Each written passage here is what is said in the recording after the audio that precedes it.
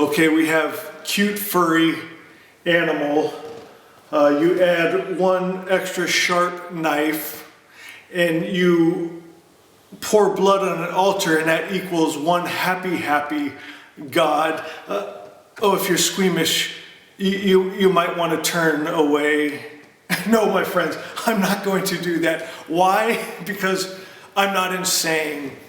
Well, not completely insane. My friends, today we're going to talk about Zarathustra's Gatha 5. And in verse 9 and 10, he talks about the evil teachers, the evil priest who blind the eyes so that people can't enter into God good. They can't enter into truth because everything that they look at goes through the filters of what they have been taught, my friends. And it says they actually keep people from salvation, from immortality, from living in Asha, the perfect Creator's perfect idea, my friends. And you might be thinking, well, Magus, that couldn't happen to me. I'm going to show you that it probably has. If you've been raised up in any of the world religions around the world that isn't the original monotheistic religion, you've probably been blinded, my friends. And I'm going to give you some examples here. And the reason I did that little show there was because this is actually going on still to this day. You know, over in Jerusalem, just this year, they took a little cute lamb, my friends, and Princess is cute, but she's not as cute as a little baby furry lamb. And my friends, they took it and they slaughtered it, and the thing was kicking its legs and it was screaming and crying, and it was heart-wrenching. If you haven't seen that video, I put it out. It's called "This Is Not Clickbait, The Beast Is Here." My friends, it'll scare the hell out of you that this is going on to this day, and it's happening all around the world, my friends. And I want to share some stories with you. You might think, well, Magus, I'm a Christian, and I don't believe in that. I wouldn't do that. But I know so many Christians right now that are sending money to Israel to reopen the Second Temple to do these rituals, my friends. And in that video, I'll tell you what I did. I just showed the rituals, what was being said, what was being done. It was an absolute nightmare. But the reason is people won't look at it. Zarathustra says that the people won't look at the world with plain eyes because they can't, because they see it through the filters that the evil teachers and priests have put over their eyes, my friends, and they're not thinking rationally and clearly. Let me ask you a question. I don't want to offend anyone, but let's just have a conversation. What do you think of the story of Joshua? Joshua is another one of the heroes of the Bible. We always talk about the heroes of the Bible. And I'm not against the Bible, my friends. Please understand, I love my New Testament Bible. I quote from it all the time. And there's some real good word in the Bible, my friends. But there's some things that aren't. And now listen to me and use your own eyes and ears and mind for a minute. My friends, the story of Joshua and Achan. Joshua told the soldiers to go and kill the men, women, and children and get the spoils and bring it back to him and the priest. Okay? He said, do not touch any of the treasure. Achan kept some of the treasure and he buried it under his tent. Okay? Joshua found out. Long story short, Joshua grabbed his wife and his children and he killed them as an example for touching the Lord's treasure. Let me ask you, is that good or bad? Is that right or wrong? Today, if that happened, if your husband was caught stealing, would it be okay to bring in his wife and children and kill them as an example? Is that right or wrong? My friends, most people can't see it. They can't even answer that truthfully because the blinders over them. They can't look at the world plainly. My friends, and there's so many stories. We've talked about this. You know, Moses had sex slaves. He told again the soldiers to go and kill men, women, and children. That alone ought to give you pause. Okay, to kill men, women, and children. Okay, is that good? Is that God? You know, and they always, I went to Bible college and we actually had a course called apologetics where when people asked us questions like that, we had a comeback, because if they didn't plant you with something to come back with, you'd be all, that's crazy. You can't say that, or your whole religion goes out the door. So they have to train you what to say back. And even what you tell them back, you're not giving them a straight answer. It's just sending them off a different trail, another way. It overrides your sensibility, your reason. It overrides all wisdom and common sense, my friends. And that's what I love about Zarathustra's original message.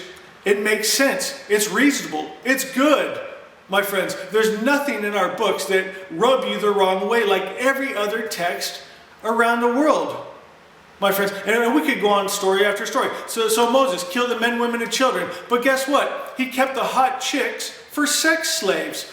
How is that acceptable? My God, they're getting rid of Dr. Seuss books right now. One of my favorite movies growing up, Grease, they're getting rid of, my friends. And what do they call it? That cancel culture. How do they allow these stories in the Bible? I mean, sex slaves, slavery, period, killing men, women, children. How about Abraham going up to sacrifice his son? My friends, how about Jephthah? He did sacrifice his daughter to the Lord as a burnt offering because he was victorious in battle. For doing what? He said, Lord, if I kill all the men, women, and children, get all the spoils. Are you seeing a theme here? My friends, Zarathustra called them the seizing priest. They're all about just getting power and wealth and riches and money, my friends, and they'll do anything to get it. And here's why people have finally accepted these ridiculous ideas: fear. Do you know what happened if you questioned them? They killed your wife and your children, and then you in front of everybody. And pretty soon you stop popping your head up and saying, well, that doesn't sound right, because they kept chopping your heads off. Pretty soon you just shut up, my friends. And pretty soon you teach your kids that and your grandkids that. And pretty soon it becomes the religion, the truth. But thank God it's not the real truth. It's not the real above all real. It's not the original monotheistic religion, Zoroastrianism, my friends. And I'm so proud to come every day. It makes sense. It's reasonable. It's good. And inside of us is written a book, and it resonates with what I'm telling you right here. God is all good, and he has no attributes of the evil spirit. He doesn't hate. There's a shocking revelation for some people. God doesn't hate. He can't. It's against his nature. The evil spirit hates, but guess what? God is not the evil spirit. God doesn't get angry. You're thinking surely he must get angry at all the sin going around. He must get angry and hate and want to war and kill. Why would he change his nature? Why would he add more evil? Why would he want to fight evil with evil? Why would he want to bring on himself evil spirit attributes to get rid of the evil spirit? It's ridiculous. It's unreasonable. It's not wise, my friends. But people, they can't see what's right in front of their face. Another thing I've lost a lot of followers over, and I mean not to condemn anyone or shame anyone, but to open eyes. And please don't, stay with me here for a minute, and don't shame yourself. Forgive yourself. But sometimes you have to confess when something's wrong, when your religion's wrong, when your ideas are wrong, things you were brought up as told it was right, that's wrong. And my friends, one of the things is abortion. And so many of my wonderful friends come to me for counseling to get over that grief of abortion, my friends. And I put out another video. It showed a little baby in the mother's womb, and it was playing with its toes, and it was sucking its thumb, and then a hook comes down, rips off one arm, and you see it scream out in pain, and then they just dice it up, little toes everywhere. My friends, it's just like holding that little cute lamb and slitting its throat in that video. If you could see it and really think about it, look at the world playing, you say that's wrong. If a mom could see in her belly that little baby playing with her toes, sucking its thumb, it would not rip its own child apart, my friends, and then suck it out with a vacuum, my friends. But the world won't look at it. The world won't think about it because it's been trained out of them by the seizing priest, by the biped serpents, my friends. Do you remember what Jesus called the religious leaders? That they were of their father, the devil, my friends. And my God, someone needs to wake up. There's a lot of devils running the world religions, preaching the sermons, my friends, and pulling the lie over the world's eyes. It's time we wake up. If you have Asha, grab your book Asha. This is inspired by the 2,600-year-old Magi text. Asha 12, I think, says it's so beautiful. It says, there is nothing for me outside. My friends, everything you need is going to be found in the book written in your heart of hearts. The Fravashi, my friends, a divine spark. It says, I have spent too long looking outside myself, looking for reason, my friends, looking for wisdom, looking for just a hint of common sense. My friends, I spent too long looking. People drive themselves mad with it. And that's why I don't mind when people think I'm crazy, because when a crazy world calls you crazy, that's a good thing, my friends. It says, I spent too long looking for meaning, purpose, affirmation, approval, love, truth, happiness, and God, just to find myself ever searching. So I quiet all the many thoughts and ideas and stories and lies that have been fed to me by those seizing priests. And I go inside, and there I see Seoshant. That's Jesus. That's the Savior. That's the Christ mind. Vohu Menu. Truth.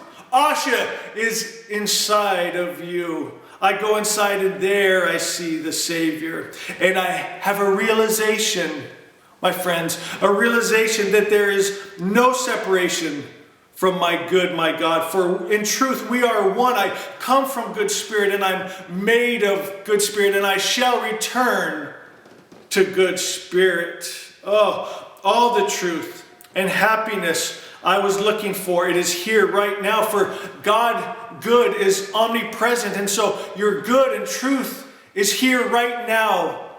My friends, you just have to take those blinders off. You have to go inside, and you'll see the loving Father. It says, all the happiness I was looking for is here now, because I am that. My friends, you are one with God. That's the message of Christ. You and God and truth and Asha and love and peace and joy and protection and provision. One, my friends, is a son and daughter of God. That's your birthright. So beautiful. My friends, I want to end with Asha 13, because you know it's my favorite statement in teaching. It says, good is good and bad is bad. Good is good, bad is bad. Can you look at these different stories and things that you've heard and learned from maybe your parents or grandparents or preachers or politicians? Can you look at it with eyes wide open? Is that good? Or is that bad? Or do you have to come up with some reasoning that's not even reasonable to explain away the atrocity that they're trying to sell you? My friends, it says the original word. The original word. What is the original word? It's Asha. It's the perfect creator's perfect idea. It's the frequency that he spoke this world into existence with. It's all good. My friends, that original word is all good comes from the Creator, and no evil comes from him. And from this original word, your spiritual world is made straight, and the material world comes into order. It says the original word of false religion is that evil comes from the Creator. And from that false idea is all the evil creatures suffer. You want to end all suffering in your life? Get rid of that idea that God sends evil, that God can get angry, hate, and war. Because, my friends, that's the spirit, the energy that the world has taken into them. That's their religion, that's their God, and they look just like it. My friends, and that's why the world looks just like it. Today, join us with the original monotheistic religion, the original Christ followers, my friends, the Magi. And we teach the all-good God that has no attributes of the evil spirit. Be like Daddy. I love you guys. Share these messages, and we'll see you next time.